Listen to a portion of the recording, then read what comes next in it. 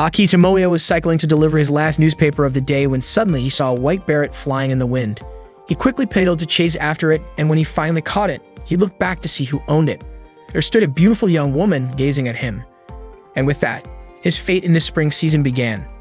The alarm in Tomoya's room rang, prompting him to get up and prepare to head out, but not before he greeted the anime poster on his wall. He set off to deliver newspapers early in the morning, greeting his neighbor who subscribed to the paper. His neighbor asked if Tomoya was now a paperboy and what had happened to his previous job. Tomoya replied that he was still working at the rental store and the restaurant, he just wanted to add a morning job as well. The neighbor praised Tomoya for being so diligent and asked if it was difficult for him to balance work with school. Tomoya admitted he could manage it, especially since he had a big goal he was working toward. Wasting time wasn't an option, so he bid farewell and went on his way. His neighbor wondered what anime Tomoya was currently obsessed with. This morning marked the first day of the new school year at Toyobasaki Private Academy. Sawamura Spencer Ariri was looking at the announcement board of the class lists. All her friends greeted her. This year, Ariri was in Class 2G with Kyo Isumaki and Azusa Satomi, and she was glad to be in the same class as them. Suddenly, she noticed a girl arriving, staring at her even as she passed through the school gate. Tomoya was in Class 2B this year, and he was once again in the same class as Kamibu Yoshihiko. Yoshihiko greeted him, but Tomoya asked him not to bother him because he was busy. Yoshihiko guessed that Tomoya must be compiling info on winter anime or reviewing the light novel released last March. However, it turned out Tomoya had already completed that. He had summarized the anime within 24 hours of the final episode airing, reviewed the novel 3 days after its release, and had even completed the game review. Tomoya's mission was to provide helpful news without spoilers, allowing his readers to enjoy it fully. Yoshihiko called Tomoya a unique kind of blogger and asked what he was working on now. Tomoya explained that he had an important mission, a masterpiece project that would be the beginning of an otaku's life. Just then, Yoshihiko froze, staring out the classroom window and urged Tomoya to look too. Tomoya was annoyed by Yoshihiko's sudden distraction just after he'd answered his question. But Yoshihiko was watching Ariri. She was a half-Japanese, wealthy girl whose father was a British diplomat. What's more, she was the star of the art club, and her artwork had even been accepted for the city art exhibition right after she enrolled here. Tomoya asked why Yoshihiko was so interested in her, and Yoshihiko said Ariri looked even more charming this year. Tomoya asked if Yoshihiko still liked three-dimensional girls, especially when Tomoya himself had already committed to two-dimensional girls. But Yoshihiko pointed out that Ariri was every bit a moe heroine with her pale skin, blonde twin tails, and knee socks, the ideal dream girl from any two-dimensional game. Tomoya replied that three-dimensional girls were just too much trouble. Yoshihiko suggested they go to the opening ceremony together, but Tomoya told him to go ahead. He'd catch up later. Ariri went to her locker and opened it to get her comic, only to hear Tomoya call her careless, saying she usually did miss limited editions. Tomoya informed her that online stores had long since stopped taking orders and that he had pre-ordered from every store that offered exclusive products. Ariri reminded Tomoya not to talk to her at school. Tomoya responded by asking if that was any way to treat the guy who had carried 5 boxes, each weighing 1.8 kilograms, around Akihabara on release day for her. Ariri replied that she'd already given him a bonus poster and said it should be Tomoya thanking her. Then she asked why he was in Class G when he was actually a Class B student. Tomoya was surprised she knew his class placement, considering it had just been announced today. Embarrassed, Ariri said she'd leave if Tomoya didn't have any other business with her. Tomoya called out to her, saying he wanted to talk about something important. However, the opening ceremony was about to start, so Ariri reminded him of that. Tomoya insisted it would be better to say it now, practically begging her to listen. He started telling her about his project plan. Curious, Ariri asked why someone like Tomoya would have such a ridiculous and painful idea. Tomoya was thrilled. She asked and explained that a week ago, he'd experienced a life-changing moment. He described feeling something in his hands that he could only call destiny or maybe even a miracle. He said it felt like a scene from a shoujo manga, a romantic anime, a moe light novel, or the prologue of a dating sim. However, Ariri replied that she had seen that kind of thing a million times and was already tired of it. Tomoya explained that this formula for success worked well and was popular, so he wanted to pour his feelings into it. Ariri asked if Tomoya wanted to make a game that told the story of his encounter with this girl. Tomoya said that when he saw the girl, he could already envision the text and music, almost like it was playing in his head. That was when he realized the only way to tell the story was through a game. Ariri questioned why Tomoya hadn't just chased after the girl and confessed his love. Tomoya countered by asking why he bothered confessing to a three-dimensional girl. Frustrated, Ariri asked if he really wanted to drag her into his little fantasy world. Tomoya pointed out that Ariri was the best illustrator he knew. By day, she was the pride of Toyogasaki Academy's art club, but by night, her secret otaku identity was as the popular 18-plus doujinshi artist known as Egoistic Lily or Kashiwaji Eri. Annoyed, Ariri reminded Tomoya not to use that name at school. Tomoya asked if she considered working on the project, but Ariri declined. Then Tomoya reminded her of the promise they made in grade school. Back then, Tomoya had told her that one day he would be the director of a game company, and when that day came, he would hire her.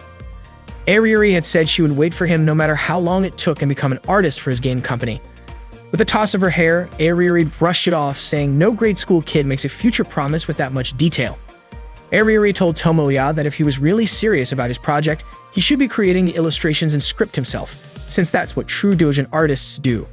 Tomoya said there's no way he could do that, as he'd never be able to capture the girl's beauty, not in a million years. Intrigued, Ariri asked just how beautiful this girl really was, but Tomoya replied that the scene was still etched into his memory. He described her in a white dress and beret, standing on a hill, surrounded by cherry blossom petals blowing in the wind. Ariri pointed out that Tomoya's words didn't give any details about her face. She was sure he couldn't even remember what the girl looked like. Tomoya replied that his feelings weren't about capturing some perfect image. He said he didn't want to lessen her beauty with his attempts. He needed Ariri's illustration skills for that. Frustrated, Ariri tore up Tomoya's project proposal, saying that his thinking was shallow. Tomoya was stunned that a doujinshi artist would say something like that. Ariri argued that if this was supposed to be his grand project and he'd forgotten such a key element, then it was obvious he wasn't serious about it. She called him a fake producer, just looking to take advantage and enjoy the results without real dedication. Tomoya insisted he wasn't half-hearted, he was passionate, filled with ideas, and driven to bring this project to life. Ariri, unimpressed, questioned whether all his ideas fit on a single piece of paper. She suggested it was probably just a simple plot about a boy meeting a mysterious girl, getting close to her, kissing, and then ending it. She scoffed that his so-called unique vision could be summed up in a single sentence. Ariri walked away, ignoring Tomoya's pleas to hear him out. He told her he'd be waiting in the AV lab after school, but Ariri replied it was far too late for him to convince her now. During the opening ceremony, Yoshihiko noticed how dejected Tomoya looked and asked if he'd been rejected by a girl on the first day of school.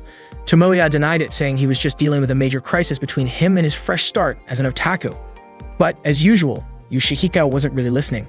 Instead, he pointed out a girl named Kasumigoka Utaha. She was the smartest student in the school, ranking number 1 in her class for 2 years straight. Rumor had it that she lived in her own world, always slept in class, and never did her homework. Yet no teacher dared to scold her.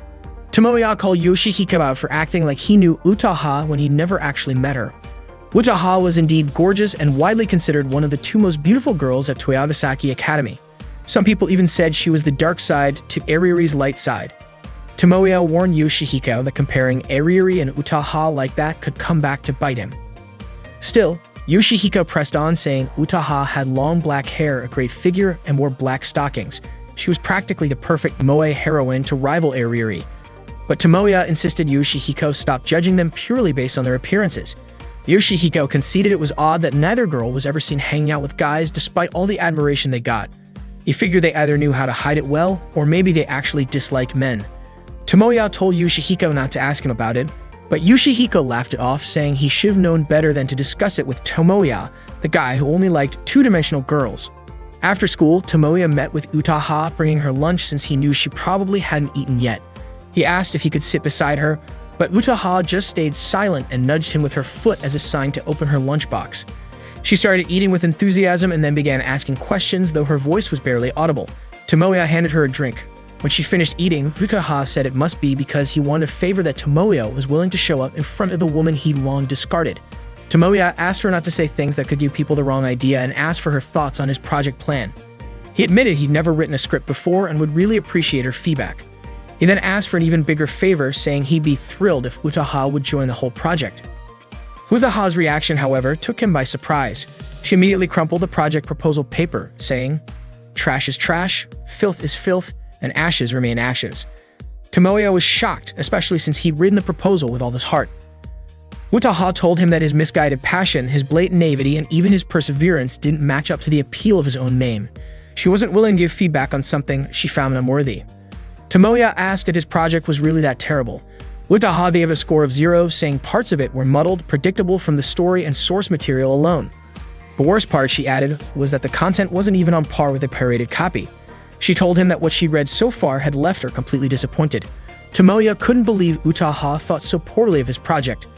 She also said she was too busy to indulge in Tomoya's fleeting desire to start a game production studio. Tomoya insisted it wasn't just a whim. He'd always wanted to make games. He wanted to match, even in some small way, the game creators he admired. He reminded her that Utaha had once suggested that he might or might not have what it took to be a game creator. Utaha didn't remember ever saying that and accused him of trying to change the subject with some underhanded flattery. Tomoya was frustrated with her, especially knowing Utaha was the top student at Toyabasaki Academy and actually the famous high school novelist Kasumi Utako, the author of Koizuru Metronome, which had sold over 500,000 copies. Utaha said that since Tomoya knew who she really was, he should know she was very busy. Tomoya mentioned he knew she recently started a new series and congratulated her on it. She thanked him and started to walk away. Tomoya kept pleading, asking Utaha to meet him in the AV lab after school. Utaha, however, couldn't help but regret that he was only asking for her help now. Tomoya continued working on his project proposal, then headed out to meet Ariuri and Utaha. Suddenly, Kato Megumi called out to him, saying that Ms. Asumi asked him to come to the teacher's room to help carry teaching materials to the AV lab. However, Tomoya replied that he couldn't go right now because he had something important to do and that he would take care of it early tomorrow. Megumi then thanked him for retrieving her white Barrett that had fallen during spring break. Tomoya didn't remember this immediately, since it had been a few days, but then he realized who she was. Meanwhile, Ariuri was waiting in the AV lab. Hearing a noise inside the room, she said that she came not because she agreed with Tomoya's request, but simply because she'd lose sleep if she didn't settle things. Utaha responded by praising her sense of duty, surprising Ariuri, who didn't realize Utaha was there. Shocked, Ariuri yelled, ran up to her, and asked why she was here. Utaha shot back with the same question, asking why Ariuri was there. Ariuri guessed that Tomoya must have asked Utaha to come as well. Utaha admitted that she felt something was off when Tomoya mentioned wanting to make a game, but she hadn't expected him to ask Ariuri to do the character designs. Not wanting to be outdone, Ariuri shot back that Tomoya had asked a gloomy girl like Utaha to write the script. Utaha smirked, sarcastically wondering if it was wise to trust the illustrations to a delinquent who acted like a perfect young lady on the outside but was rotten on the inside. This infuriated Ariuri, who insisted she wasn't a delinquent, while Utaha admitted she might be gloomy, but at least she was more honest with herself than Ariuri.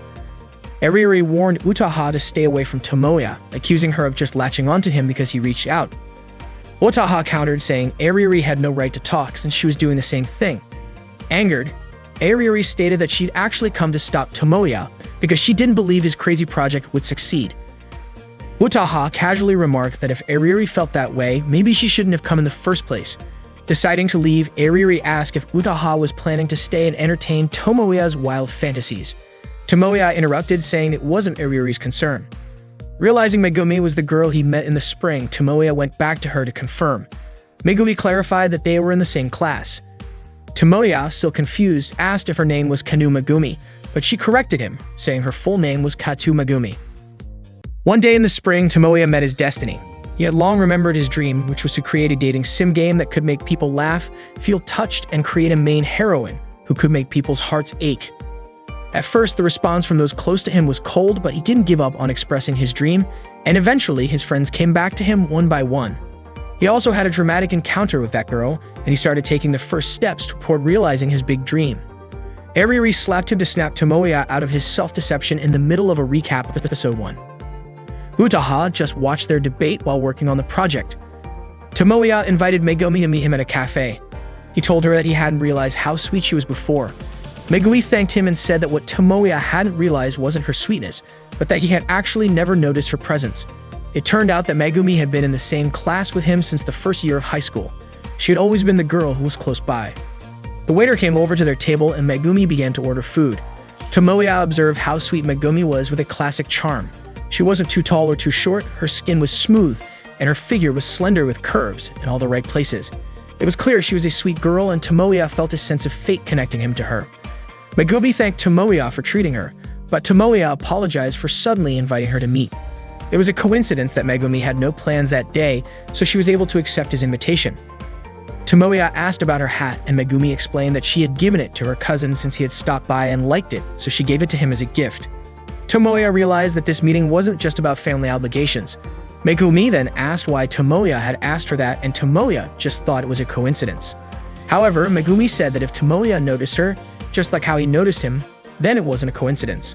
Tomoya complimented Megumi's good memory, saying she could remember such an insignificant otaku. Megumi told him that even though Tomoya was an otaku, he shouldn't consider himself unimportant. Tomoya believed he had no appeal at all. Megumi then pointed out that Tomoya was one of the 3 popular kids at school. He was known for donating light novels to the library, organizing anime screenings during the school festival, and no one at school didn't know Aki Tomoya. Tomoya still didn't believe it because the otaku population had sharply increased, and they were still looked down upon by society. Megumi then said she was the opposite of Tomoya, that she was truly boring. Her grades weren't that great, she wasn't in any clubs, and she had never served in any class leadership positions. Megumi also admitted that she didn't have many friends, but she wasn't interested in making new ones. That's why she wasn't surprised that Tomoya didn't remember her. Tomoya said that was wrong. Megumi wasn't boring, and he asked her not to think of herself that way. He also told her to stop feeling discouraged because of misunderstandings. Tomoya could guarantee that Megumi wasn't boring, it was just that her character was more neutral, not very flashy. In other words, Megumi wasn't perfect yet, which was why she didn't stand out. Tomoya said all of this loudly, drawing the attention of the other cafe patrons. Megumi asked to interrupt his words, asking if that wasn't worse than boring. Tomoya asked her not to underestimate the boring character type because not many characters develop in a way that stays true to themselves. For example, a character with twin braids, glasses, and freckles. If Megumi combined those boring traits, she would become more charming and grab people's attention because that character would be very clear. Tomoya then asked if Megumi had any unique traits that would make her unforgettable when someone looked at her, and the answer was obviously no. Tomoya emphasized once again that Megumi was sweet from the beginning and her character didn't match up at all, and there was something that needed to be done about her personality flaws. Megumi interrupted again, asking if her personality flaws were a problem for Tomoya. Tomoya replied that it was clearly his concern because Megumi needed to be someone special and her personality needed to be clear. Megumi asked what all of that was for, and Tomoya finally said that Megumi was the girl who should be the heroine of his game. Megumi asked again if that was Tomoya's way of confessing his love to her. Tomoya was confused. Megumi did know that Tomoya was talking to her, but it felt like his gaze was looking at something far away. Tomoya thought it wasn't that he was looking far, but more like from a different dimension. He begged Megumi to help him regain his passion for creating again. Megumi was still confused by what Tomoya was talking about, and he pleaded with her to help him bring back his dream. Megumi then asked if Tomoya was dating the 2 most beautiful girls in school. Tomoya responded that there were 3 mistakes in what she just said. First, the most beautiful girls in school only existed in dating sim game and didn't exist in real life. Second, dating 2 beautiful girls at school was not true.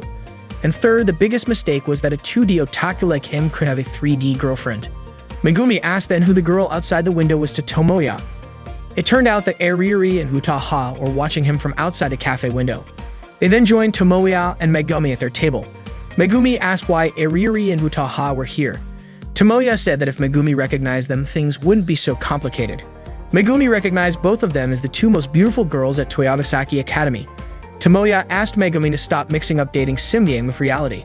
But Megumi said that now she was with 3 famous people from Toyogasaki Academy. She felt like just a speck of dust among them. Tomoya told her that although Eriri and Utaha might seem intimidating, they weren't that bad. Even though they had foul mouths and bad personalities, they were otaku on a much higher level than him. Tomoya introduced Eriri and Utaha as members of his game circle. Eriri was the illustrator and Utaha was the scriptwriter. Megumi still didn't understand any of this. Utaha then said that she didn't understand it either and immediately stepped on Tomoya's foot, saying that this was how a guy who had made plans with a girl ended up hanging out with another girl instead. Tomoya introduced Megumi as the newest member of the circle and the main heroine of the game they were going to create. Megumi said that she had just learned about all of this and Tomoya assigned her a role in the project. Eriri stared at Megumi, making Megumi ask Tomoya why Eriri was staring at her. Tomoya told her not to worry about it because that's just how Eriri looked at people. Eriri then realized that the girl Tomoya had been talking about all this time was Megumi. She didn't even care if Megumi was his girlfriend, a fellow otaku, or just a friend looking for some benefits. Megumi was shocked by Eriri's sharp attitude.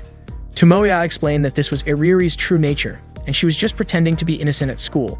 Eriri kicked Tomoya and told him not to talk like he knew her so well. Tomoya asked her not to start a fight with someone she had known for years. They continued arguing, which made Utaha tell Eriri to stop embarrassing herself, but Eriri ignored her. Utaha reminded them that it could become a problem if a Toyogasaki student was seen here and referred to Eriri as mispretending to be innocent. Eriri, annoyed, turned and kicked Utaha's leg, causing their fight to attract the attention of the cafe's other customers. Tomoya tried to calm them down, but once again, Aririri and Utaha criticized the project. Aririri said the project didn't yet convey what feelings the players were supposed to express. Utaha even suspected that Tomoya still couldn't picture what he actually wanted to create.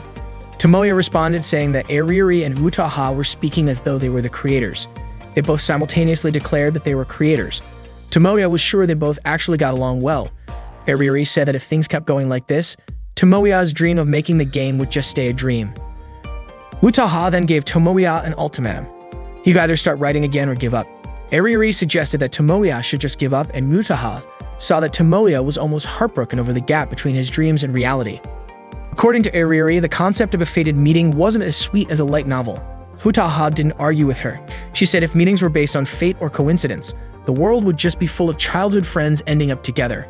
Aririri asked if there was something wrong with that, saying she didn't mean it that way. Tomoya said he had already made his decision. Aririri and Utaha asked together who Tomoya had chosen.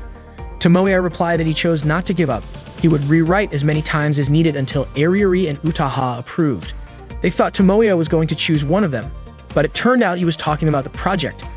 Tomoya was confident he would create the greatest dating sim game that would touch everyone's hearts. He would also turn Megumi into the main heroine who would make everyone's heart flutter. But when they looked around, Megumi was no longer sitting in her seat. They started searching for her and found out that Megumi had stood up to get a drink. None of them had noticed that she had left. The next day, Tomoya invited Megumi to meet up. Megumi came to Tomoya. Thankfully, the weather was nice today. She mentioned that the weather forecast had been doubtful, so she'd been worried earlier. She asked if Tomoya's house was nearby, saying that she occasionally passed by this street. Tomoya asked if Megumi remembered this place. Megumi said the locals called it Detective Hill because there was a detective agency nearby. However, that wasn't what Tomoya meant, so he asked why she thought he chose this place to meet. Megumi assumed it was because the place was close to his house, but Tomoya said that wasn't the reason. Megumi asked if it was because it was far away, which made Tomoya annoyed, and he explained that this was the first place they met. Megumi then said the place they met was during the entrance ceremony a year ago. Tomoya asked if she understood the purpose of today, and Megumi said that Tomoya probably wanted to talk about something, which is why he invited her to his house. Tomoya explained that this was the problem. What kind of girl would go to the house of a guy she just met? He also told Megumi not to dress like a normal person because no one had ever come to his house looking that normal. Megumi also sensed something was off. She suddenly realized that Tomoya would never invite a real-world girl to his house. Tomoya then asked why she still came if she knew he was strange and why she came so easily if he was an otaku. Megumi didn't expect to be lectured like this by the guy who had invited her. Tomoya said that up until now, Megumi had been living an aimless life, and today he was going to teach her how to live in the real world.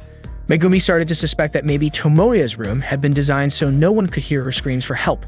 Tomoya told Megumi to prepare herself because he was going to fill her head with moe content. They entered Tomoya's house and Megumi was amazed by the sight of his room, which truly reflected the life of an otaku. Tomoya blamed Megumi for acting so casually and said that she should have immediately commented on how hot it was and opened the window or pretended to sit on the bed and act awkwardly. She should have acted like that. Megumi asked why Tomoya expected her to ruin the mood by being tense like that. Tomoya was confident he could get the right reaction from Megumi soon. Today was a training session to enhance Megumi's 2D heroine sensitivity. Tomoya then offered Megumi all the dating sim game visual novels he had, telling her they were all famous ones that could make her laugh, cry, or even faint. Megumi chose the shortest one. Tomoya selected a dating sim game titled Dear Memories, a legendary game that had sold over 300,000 copies and was adapted into an anime. The game began, and Megumi chose the option to give the character a gift instead of inviting them home or suggesting a night view. Tomoya said that her choice was wrong, but Megumi argued that giving a gift was a natural choice to make their date memorable. Tomoya considered Megumi to be insensitive. He told her that the point of the game wasn't about giving a keepsake, but about creating memories together. Megumi said that what mattered most was the memory they shared, not the gift itself. Tomoya agreed, mentioning that giving a gift could lead to awkwardness after a breakup. He then told Megumi to take a break while he explained something. He began teaching her about the heroine of a dating sim game, something Megumi didn't know much about. He explained that heroines in dating sim game were representations, not robots that always give the same answers when a player clicks on certain points. They were warm-blooded humans, more captivating than real girls. That's how Megumi should be. Megumi responded saying that this meant the heroines could change or even break up with the player. Tomoya couldn't even imagine a 2D girl breaking up with him. He couldn't live without her. They finished the game and Tomoya was crying after hearing a particular scene. He asked Megumi if she didn't think that scene was incredibly sad. Megumi said that she should have been moved. Tomoya believed that Megumi finally understood that the dialogue and the inserted songs were truly amazing. But this wasn't the real climax yet. After this, something even more amazing would happen, so she should get ready to be in awe, because to save the main character, the female character was willing to make a sacrifice. Megumi said it was very interesting and that maybe she could enjoy playing it peacefully if no one had spoiled the plot for her. She would have definitely cried. The game ended and Megumi didn't expect the plot to end so unexpectedly. Tomoya was also surprised because Megumi turned out to be someone who enjoyed going on adventures. Tomoya asked her what she thought after finishing the game. Megumi felt mixed emotions but found it enjoyable in the end. The graphics were sweet, the voice actors were dramatic, the music was good, and the story was interesting. She also learned about dating sim game and anime like this, but that didn't mean she didn't know anything. Tomoya was happy. There was no doubt that Megumi was the right girl for him. Tomoya said that this was the kind of heroine he wanted to instill in Megumi. Megumi responded, asking if that meant she was suddenly going to die like in the game. Tomoya asked her not to compare the game to the type of scumbags who kill off heroines just for an emotional response. But it seemed like Megumi didn't quite understand. Tomoya explained using a metaphor, no great weapon is made carelessly and critiques shouldn't make someone lose their way. Instead, they should look at the bigger picture with clear eyes. He also suggested considering the most captivating interpretation for the players. Suddenly, Tomoya remembered the criticisms from Eriri and Utaha. He realized that he himself was the one who didn't understand. Tomoya thanked Megumi because, thanks to her, he had learned the most important lesson of all. After that, Megumi said her goodbyes to head home. But Tomoya told her that there was a sequel to the game. And this was the beginning of the story, the birth and rise of it. He wouldn't spoil the plot and quickly set up the game again. However, Megumi said it was probably already midnight and the game wouldn't be finished by then. Tomoya replied that his parents were out of town for a picnic, and since it was Saturday and the next day was a school holiday, he insisted Megumi stay over. He begged her to stay and help him become a true man. Megumi was, of course, shocked. She said she called her parents to let them know she'd be home late. Tomoya asked if Megumi was sure because in this situation, he wouldn't dare take responsibility if anything happened. Megumi replied, asking if they were going to stay up all night playing the game. Tomoya called Megumi, telling her that Eriri and Utaha hadn't agreed to his project yet. He realized that becoming a creator was much harder than he thought. Megumi asked when the next deadline was, and Tomoya said it was the end of Golden Week. That would be his last chance. The long holiday started today, but even so, time was of the essence. Tomoya needed to focus on the game from this point onward. Megumi mentioned that there would be a proficiency test in the first week, but Tomoya asked her to forget about it for now. They needed to discuss the project. They had to get Eriri and Utaha involved and create the best dating sim game ever. Unfortunately, Megumi couldn't come because she was on vacation in Hokkaido with her family until the end of Golden Week. Tomoya motivated himself to start the project right away while he still had 4 days left before the deadline. He banned himself from watching anime, playing games, or reading light novels. He even put tape over his anime shelf to prevent himself from being tempted. However, he couldn't resist. He initially planned to read just one book to give himself a boost, but ended up reading several books and fell asleep. His attempt to stay focused had backfired. He decided to step out for a drink. Suddenly, he heard a voice asking for cola. He went to the fridge and grabbed 2 drinks, only to realize someone was in his room. He quickly went back to his room with the drinks, shocked to see Eriri there. Eriri told him to put the drinks down in a safe spot because she was afraid of spilling them on her sketch. Tomoya felt his schedule was ruined because Eriri had just barged into his room. Eriri had rung the bell earlier but got no response. It had been a few years since Eriri last visited, as they hadn't spoken to each other in years. Tomoya asked why she had come, and it turned out she wanted to work on her drawing for an event this weekend. Tomoya yelled, warning her not to visit a guy's house to work on inappropriate drawings. But what could she do? She had a deadline this month and couldn't draw at home because her father was hosting a garden party with many guests. Eriri couldn't just lock herself in her room, especially since even the foreign minister was at the party. Tomoya asked if her appearance at home was meant to seem disconnected from the girl he knew. They both went back to their work. Eriri then asked about the progress on Tomoya's project. Tomoya said he still had 3 days left and plenty of time to work on it. Eriri concluded that there hadn't been any progress, because when a creator starts using the number of days left as an excuse, it's clear they're behind schedule. This hit Tomoya hard and made him feel even more down. Eriri told him to just give up, saying that creating a game was too difficult for him. Tomoya replied that they still didn't know the outcome, especially since they had made many things together in the past that turned out bad. They used to make ugly drawings, bad stories, and happily share them with each other. But Eriri said she didn't remember them ever doing that. Now she was part of a famous circle, and whatever Eriri could do, Tomoya could do as well. Tomoya would do what he loved, and one day he would become a creator more popular than Iriri. Iriri said that if Tomoya could do that, he wouldn't need to worry about her. Hearing that, Tomoya thought that Iriri had come here to cheer him up. Iriri yelled in frustration and told Tomoya not to think weird things about her. Tomoya called Iriri an ultimate tsundere, but Iriri replied that she wasn't being tsundere anymore, she just didn't care about him at all. Suddenly, the doorbell rang and Iriri got upset because someone had arrived just when she and Tomoya were talking about something important. Iriri immediately jumped onto the bed to look out the window, and she was shocked to see who had come to Tomoya's house. It was Utaha. She mentioned that Tomoya's room was tittier than she had imagined, even though it was clearly the room of an otaku. Tomoya quickly cleaned up the drinking glass and Iriri's pencil, and he asked Utaha why she had come over since it was the first time she had visited his house. Even though it was Utaha's first time coming here, she didn't feel nervous at all. In fact, she had been looking forward to spending time alone with Tomoya today. Utaha cornered Tomoya against the wall and said that he couldn't run away from her anymore. Tomoya's house was indeed known for treating guests like royalty, but Utaha's touch made him nervous, and he yelled that he would make sure she got home safely. Utaha was actually just joking. She had brought cake and said she only came to visit the frontline soldier and ask how the battle was going. Tomoya said that he hadn't even started yet. Utaha had been hoping for more than that. Tomoya admitted that he had learned from his past failures and that approach wouldn't work on people who worked in the same field. Utaha grabbed Tomoya's hand and told him not to push himself too hard with this. If he gave up now, his old life as a livestock pig would be waiting for him, and she was sure that kind of life would be tough for Tomoya. Tomoya said that hearing himself being directly called a livestock pig made his feelings a little mixed. Utaha said that the life of a creator may seem glamorous, but it wasn't as beautiful as it looked. Deadlines could make people go crazy, the competition was tough, and no one knew when their talent would disappear. Tomoya didn't want to hear excuses from a newcomer whose name was just rising.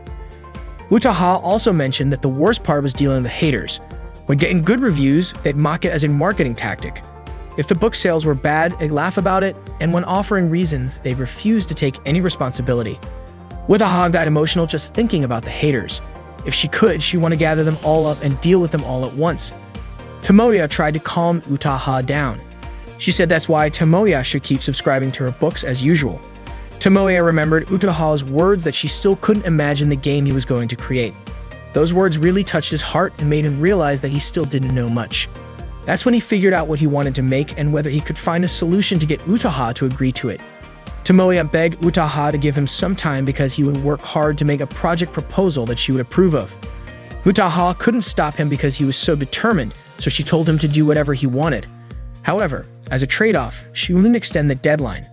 She would wait for him until the end of the vacation. Tomoya promised to keep fighting to create the project until Utaha would beg him to join in. One last piece of advice from Utaha was that if Tomoya was serious about creating a circle and making a game together, he should include all the members in it.